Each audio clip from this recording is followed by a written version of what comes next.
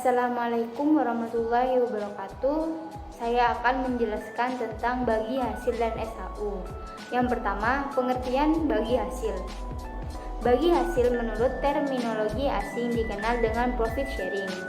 Profit sharing dalam kamus ekonomi diartikan pembagian laba.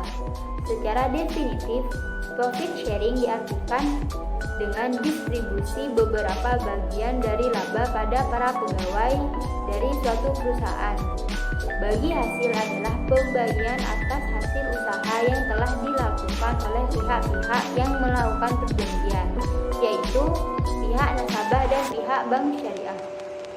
Yang kedua, faktor-faktor yang mempengaruhi hasil usaha.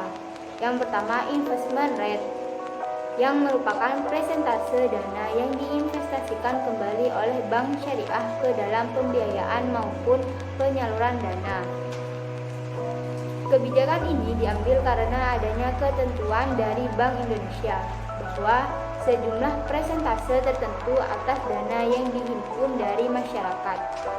Yang kedua, total dana investasi. Total dana investasi yang diterima oleh bank syariah akan mempengaruhi bagi hasil yang diterima oleh nasabah investor. Total dana yang berasal dari investasi mudharabah dapat dihitung dengan menggunakan saldo minimal bulanan atau saldo harian.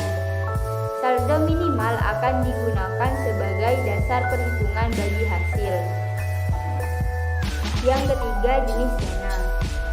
Setiap jenis dana investasi dimiliki karakteristik yang berbeda-beda sehingga akan mempengaruhi pada besarnya bagi hasil. Seperti simpanan, deposit pengambilannya harus sesuai dengan tanggal jatuh tempo yang telah disepakati pada awal akad. Sedangkan tabungan bebas mengambil dana simpanannya. Yang keempat, nisbah. Nisbah merupakan persentase tertentu yang disebutkan dalam akad kerja sama usaha mudharabah dan musyarakah yang telah disepakati antara bank dan investor. Yang ketiga, perhitungan bagi hasil. Adapun bagi hasil dengan profit atau loss sharing dihitung berdasarkan persentase nisbah dikalikan dengan laba usaha sebelum pajak.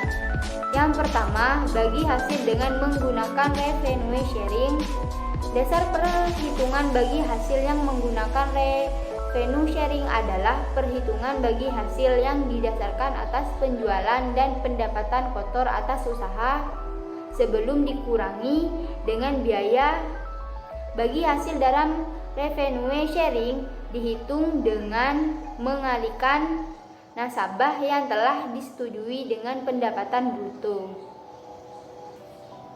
Yang kedua, bagi hasil dengan menggunakan profit atau loss sharing.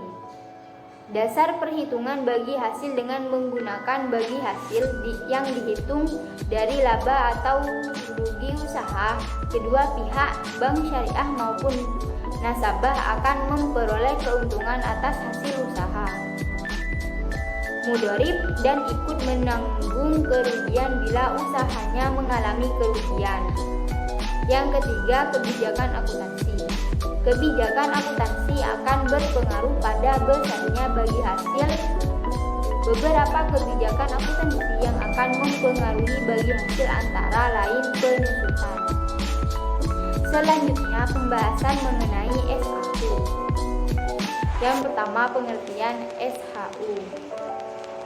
SHU yakni sisa hasil usaha merupakan pendapatan koperasi yang diperoleh dalam 1 tahun dikurangi penyusutan dan beban-beban dari tahun buku yang bersangkutan. Pada hakikatnya, sisa hasil usaha sama dengan laba untuk perusahaan yang lainnya. Ditinjau dari aspek ekonomi manajerial, sisa hasil usaha koperasi adalah selisih dari seluruh pemasukan atau penerimaan total, yakni total revenue dengan biaya-biaya atau total cost dalam 1 tahun. Yang kedua, yakni faktor-faktor yang mempengaruhi SHU. Yang pertama, modal sendiri, yang kedua modal luar, yang ketiga volume usaha, yang keempat sisa hasil usaha. usaha koperasi. Yang ketiga, perhitungan SHU. Sesuai dengan salah satu sendi-sendi dasar koperasi yang mengatakan pembagian sisa hasil usaha diatur menurut jasa masing-masing anggota, maka pembagian SHU dibedakan antara yang berasal dari usaha yang diselenggarakan untuk bukan anggota. Perhitungan akhir tahun yang menggambarkan penerima pendapatan koperasi dan alokasi penggunanya untuk biaya-biaya koperasi berdasarkan pasal 45 ayat 1 Undang-Undang Dasar Nomor 25/1992 dapat dirumuskan sebagai berikut. SHU sama dengan pendapatan dikurangi biaya plus penyusutan ditambah kewajiban lain ditambah pajak. Rumus di atas dapat disederhanakan menjadi SHU sama dengan TR dikurangi TC. Cukup sekian dari pembahasan kali ini. Apabila ada salah kata, mohon maaf sebesar-besarnya. Assalamualaikum warahmatullahi wabarakatuh.